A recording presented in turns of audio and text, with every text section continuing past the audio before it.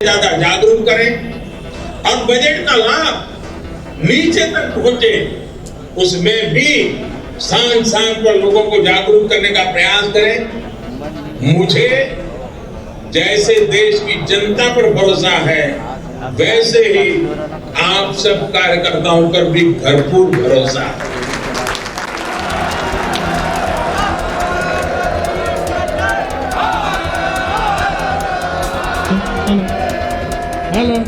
सही है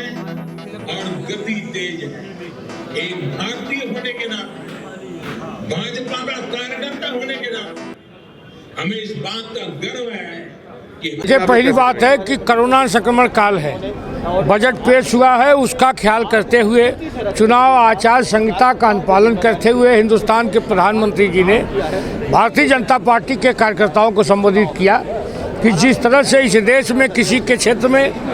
विज्ञान के क्षेत्र में, जिस तरह से शिक्षा के क्षेत्र में और सड़कों के क्षेत्र में जो हमारी योजनाएं बनी हैं, जिस तरह से जो भी हमारी नदियां हैं उनके 5 किलोमीटर के अंदर जिस तरह की खेती करने की बात हो रही है, जिससे नदियां पर भी न हो और उत्पादन भी बढ़े, और कृषि को आधुनिक ढंग से करने की बात प्रधानमंत्री जी ने कहा है। निश्चित तौर पे अगर ये स्थिति है, आम जनता को इसे बताना होगा, हम लोगों को उन्हें जाके बताना होगा कि साल भर के लिए निर्मला सीतारमण जी ने, भारतीय जनता पार्टी ने जो बजट हमारे लिए लाया है वो अंतिम आदमी के विकास का बजट है, कृषि के विकास का बजट है, इंडिया और भारत दोनों के विकास का बजट है। ये हमें बताना है जाके। जी, अभी 5 राज्यों में चुनाव भी है, उसको देखते हुए बजट को देखिए, ये चुनाव ये तो पूरे देश में है, किसी न किसी देश में चुनाव, प्रदेश में चुनाव होता रहता है। चुनाव की बात नहीं है, साल भर का बजट जो आया है चुनाव को ध्यान में न रख के, अंतिम आदमी के विकास को ध्यान में रख के बनाया गया बजट है। आज आदरणीय प्रधानमंत्री जी ने आत्मनिर्भर भारत की जो अर्थव्यवस्था, जो हमारी वित्त मंत्री जी ने एक बजट प्रस्तुत किया था, उसको लेकर के आज उसी के संदर्भ में माननीय प्रधानमंत्री जी ने हम कार्यकर्ताओं के मध्य उसको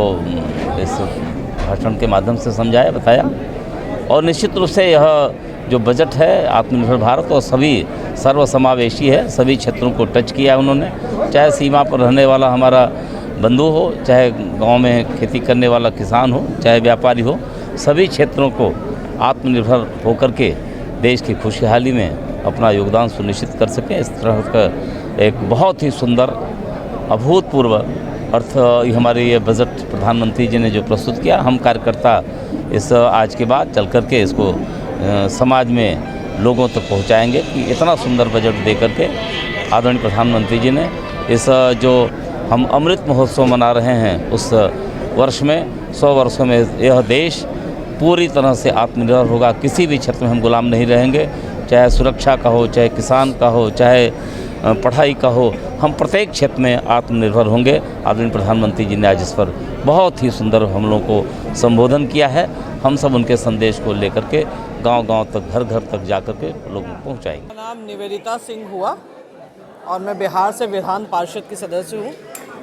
और महिला मोर्चा की प्रदेश के प्रभारी हूँ, प्रदेश के उपाध्यक्ष हूँ और आप सभी के बीच अभी एक प्रवासी के रूप में यहाँ उत्तर प्रदेश के चुनाव में आपके सहयोग के लिए यहाँ आई हूँ। आज जो वर्चुअल मीटिंग थी, किस तरह की बात प्रधानमंत्री जी ने कही और क्या बातें हुई हैं? देखिए, कल हमारे सरकार का 7वां बजट था और देश की हमारे यशस्वी प्रधानमंत्री जी और हमारे वित्त मंत्री जी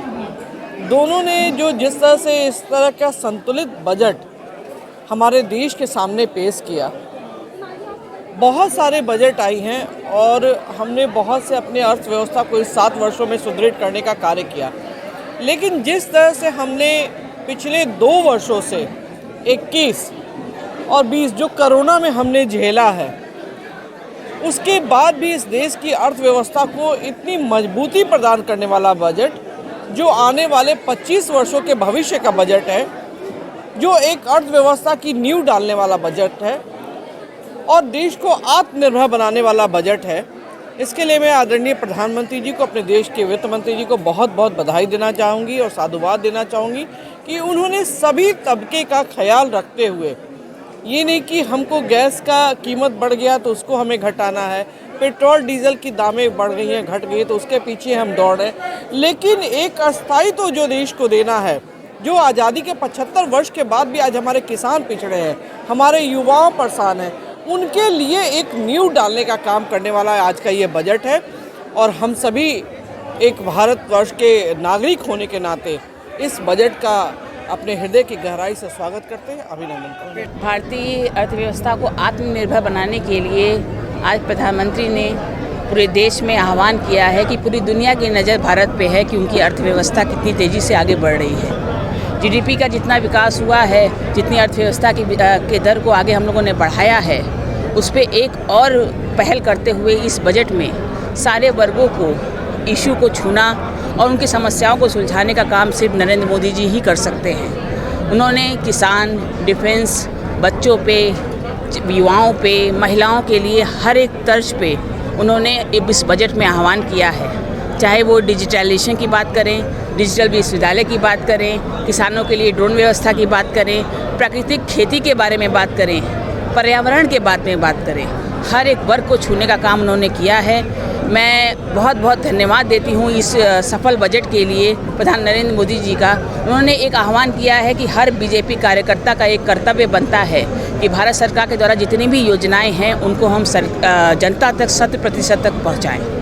जी, महिलाओं के बीच में आप किस तरह से जाएंगी, किस तरह से उनको समझाएंगी, आप टीम किस तरह से बनेगी? महिलाओं को मेरा काम सबसे बड़ा एक ये रहता है कि महिलाओं को घर से निकालने का।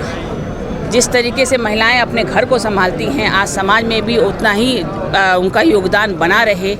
आप देख रहे होंगे कि जिस तरीके से हम लोग वोटिंग में पहले महिलाओं की संख्या कम रहती थी, आज हम लोग 50% से ज़्यादा वोटिंग करते हैं। तो एक आह्वान आज चुनाव के स्तर से करने आई हूँ सभी महिलाओं से, और जब भी मिलती हूँ तो मैं करती भी हूँ कि महिलाएं घर से बाहर निकलें, समाज में इंडिपेंडेंट बनने के लिए भी उनकी जितनी भी रोजगार की व्यवस्थाएं अगर सरकार की है तो उसका लाभ उठाएं और आगे बढ़ें। धन्यवाद। आज हमारे आदरणीय प्रधानमंत्री नरेंद्र भाई मोदी जी ने जो कल बजट पेश हुआ है उसके ऊपर अपनी विशेष व्याख्या रखी है और यहाँ पे लगभग हज़ारों की संख्या में कार्यकर्ता उपस्थित हैं। उन लोगों ने आदरणीय मोदी जी का बजट के ऊपर विशेष भाषण सुना और बजट की जो भी बारीकियां हैं उनको मोदी जी ने विस्तार से बताया ताकि हमारे कार्यकर्ता जा सकें। जब क्षेत्र में जाएंगे तो जो जनता है उनको उस बजट के बारे में अगर कोई भ्रांति है तो उसको दूर करने का वो प्रयास करेंगे। और बहुत ही ज्ञानवर्धक ये संभाषण था मोदी जी का, जिससे कार्यकर्ता लाभान्वित हैं और वो इस बजट के बारे में एक अच्छी सोच लेकर के क्षेत्र में जाएंगे। डिजिटल इंडिया का digital new platform live VNS पिछले 7 वर्षों से बनारस की सेवा में। पाइए बनारस के कोने कोने की खबर निष्पक्षता के साथ लाइव वीएनएस से। बनारस की ताज़ा तरीन खबरों के लिए प्ले स्टोर से डाउनलोड कीजिए लाइव वीएनएस ऐप या फॉलो कीजिए लाइव वीएनएस को सोशल मीडिया पर।